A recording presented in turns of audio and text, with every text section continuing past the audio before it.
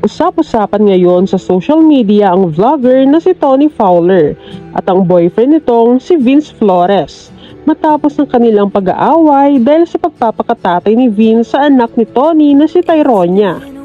Pinagsabihan ni Tony Fowler ang kanyang boyfriend na si Vince Flores o mas kilala bilang Tito Vince matapos pagalitan ni Vince si Tyronia.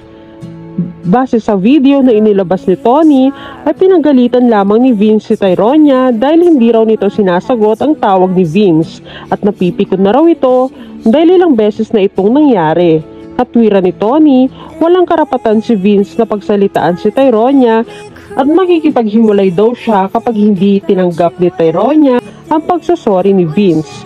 Naiyak naman si Tyronia na sabihin ni Tony sa kanya na hiwalayan niya si Vince pag hindi sila nagkaayos. Ayon kay Tyronia, ayaw niyang mawala si Vince dahil ito na ang tumatayong ama nito at naniniwala siya na may karapatan daw si Vince para pagsabihan siya nito dahil daddy na ang turing niya kay Vince. Ang naging ending naman ng issue na ito ay nagkaayos si Tony at Vince dahil kay Tyronia. Ayaw na daw kasi ng bata na ma-experience ulit mawalan ng isang ama. Narito ang naging reaksyon ng mga netizens.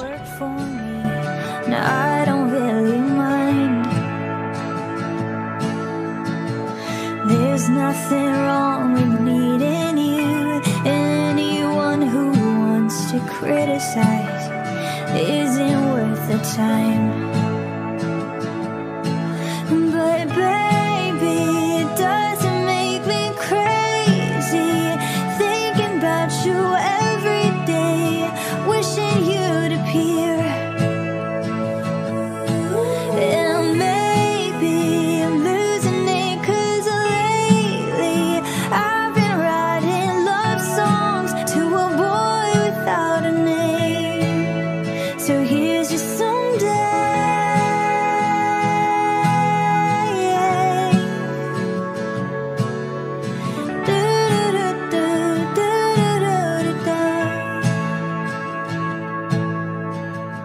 I know I got a lot of stuff, and honestly it makes me terrified of showing it to you. But my best